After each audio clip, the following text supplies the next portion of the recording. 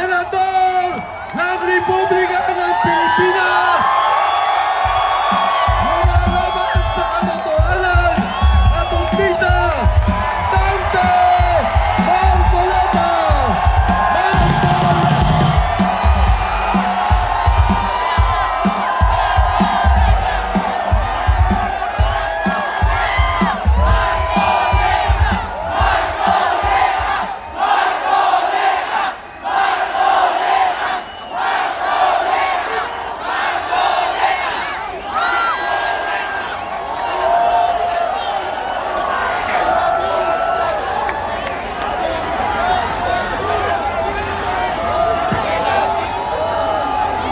Magandang gabi po sa ating lahat.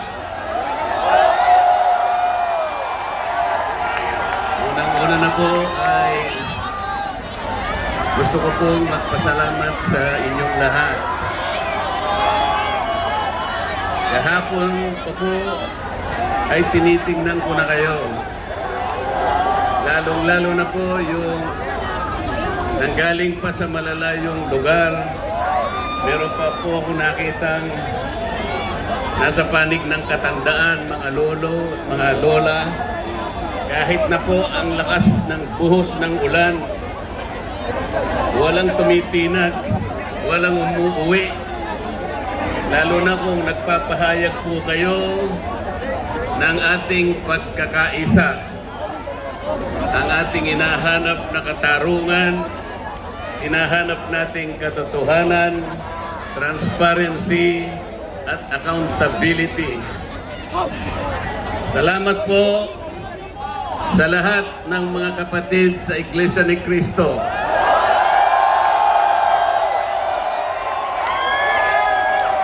Salamat din po sa mga hindi kapatid ngunit nakikisang-ayon at sumusuporta sa pagkakaisa natin sa gabing ito.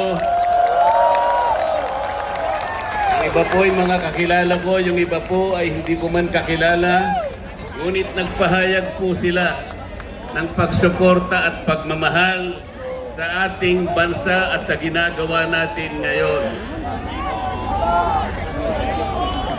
Hindi na nga po sana ako pupunta dito. Kasi baka akalain po nung iba, ako pa po yung nag-i-instigate, hindi po. Ang palagi ko pong ginagawa, kagaya ng palagi kong sinasabi, ay kailangan may pakita natin kung ano ang tunay at tapat na paglilingkod ng isang public servant sa pamahalaan. Gusto ko pong gamitin ang aking sarili na isang mabuting halimbawa kung paano ang isang public official ay tumupad ng kanyang tungkulin dahil sa pinagtiwalaan ng mga tao para sila ay paglingkuran.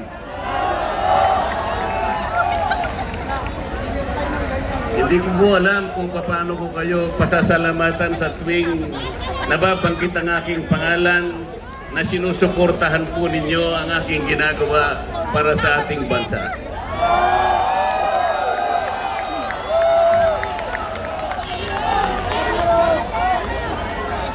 Pangalawang araw na po ito, ngunit hindi ko nakikita sa mukha ninyo ang kapaguran.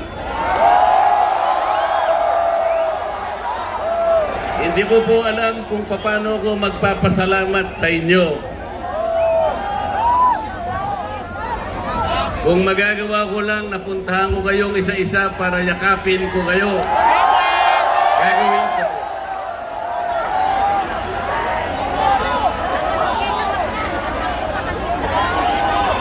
Naisip ko nga, magdadala na lang ako ng hopya.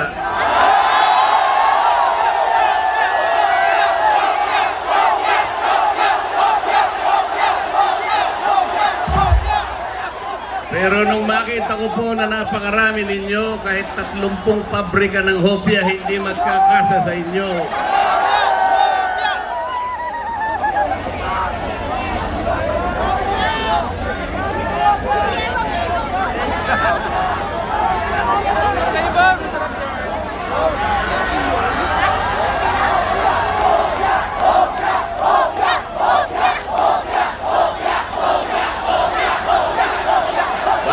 nilulunod ang pag-iimbestiga sa flood control scam? Bakit si Marcoleta ang ikukulong, kayo ang mandarambong?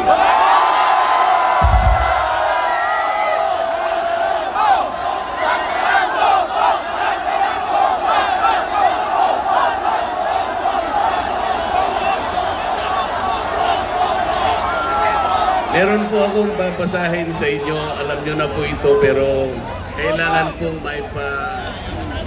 alam ko uli sa inyo para maitatak po sa ating puso. Ang babasahin ko po sa inyo ay yung pampungad o yung preambulo ng ating saligang batas. Ito po ang kauna-unahan, ito ang pampungad, ito yung panimula. Kung tawagin natin sa English ay preamble. Ito po ang sama-samang isinulat ng bawat isang Pilipino noong ang ating saligang batas ay ating pinagtibay. Babasahin ko po. Kami, ang nakapangyayaring sambayanang Pilipino na humihingi ng tulong sa makapangyarihang Diyos upang bumuo ng isang makatarungan at makataong lipunan at magtatag ng isang pamahalaan nakakatawan sa aming mga mithiin at mga lunggatiin, magtataguyod ng kabutihan sa bawat isa, mangangalaga at magpapaunlad ng aming kamanahan at titiyak para sa aming sarili at sa angkanang susunod ng mga biyaya ng kalayaan at demokrasya sa ilalim ng pananaig ng batas at ng pamahalaang puspos ng katotohanan, katarungan, kalayaan, pag-ibig, pagkakapantay-pantay at kapayapaan ay naglalagda at naghahayag ng konstitusyong ito. Mga kababayan, ito po ang batayan kung bakit nandito tayo ngayon.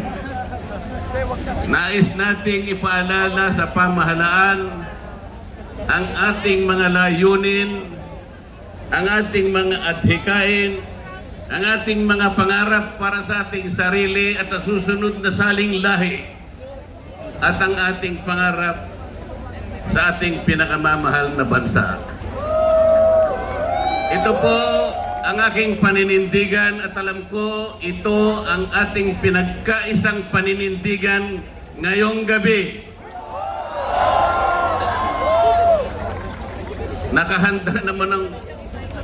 Nakahanda po akong magpakulong.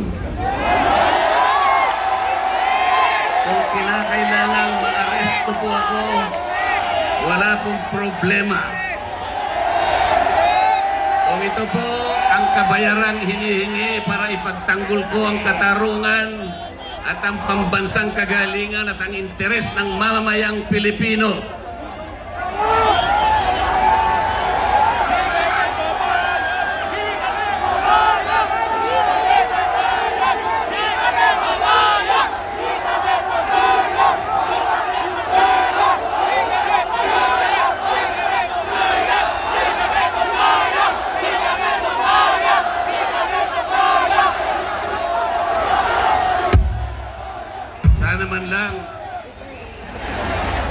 sana man lang may ninakaw ako.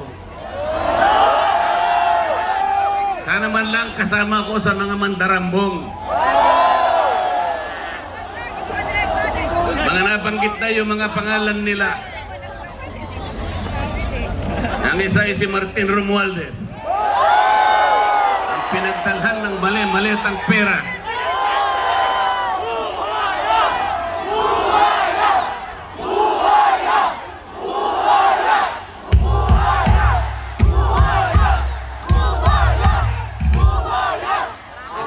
Binibintang nila sa akin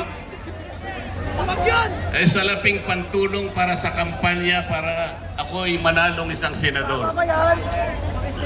Mga kaibigan po na pribado at sarili lang pera ang kanilang itinulong sa akin, baka sakaling manalo nga po ako at nanalo nga po.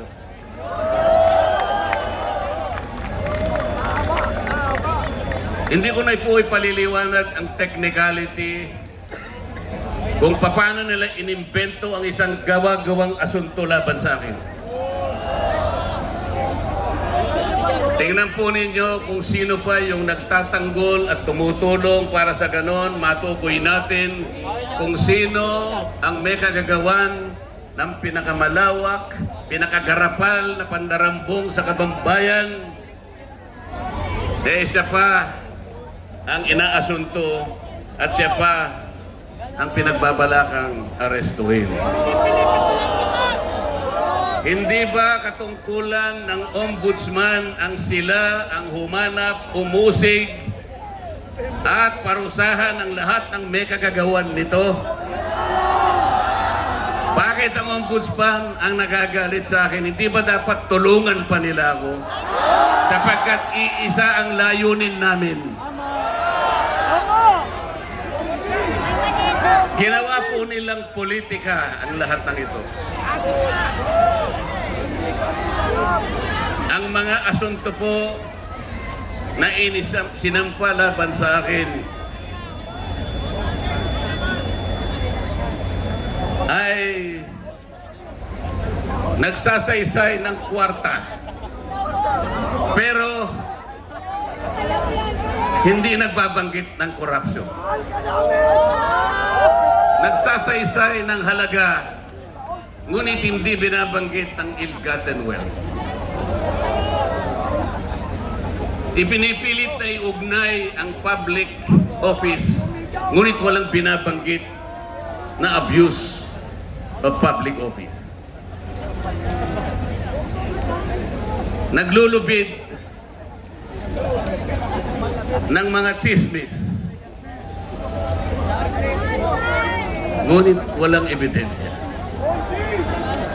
Naglulubid ng naratibong pampolitika, ngunit walang binabanggit na elemento o sangkap sa mga krimen na kanilang gawa-gawa.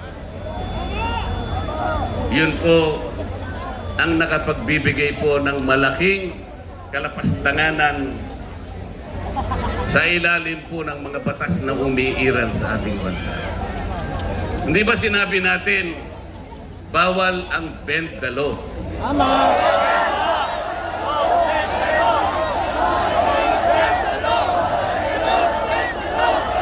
Ayun. Don't bend the law.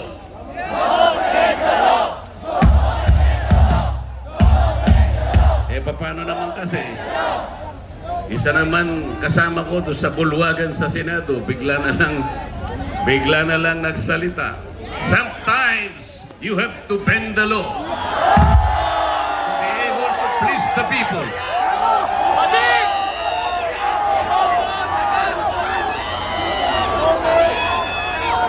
Sumagot naman yung kausap. Yes, sir. Sumagot yung kausap. Tinanong kasi siya kung tama yung sinasabi.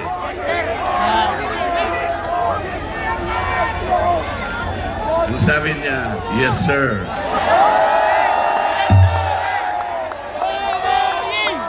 Mga kababayan, uulitin ko po ang aking pagsaludo sa inyo. Ang aking paggalang, ang aking pagpapasalamat sa ipinakita ninyong pagsuporta at pagmamahal sa akin at sa mga bagay na ipinaglalaban nating lahat. Ang katarungan, ang katotohanan, ang pananagutan at ang katarungan. Huwag po tayong magiwahiwalay. Ang sabi nga natin, we are one. We are one. We are one. Maraming salamat po sa inyong lahat.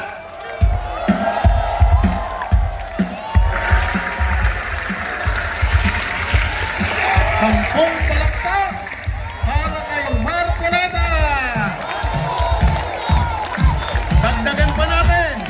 we are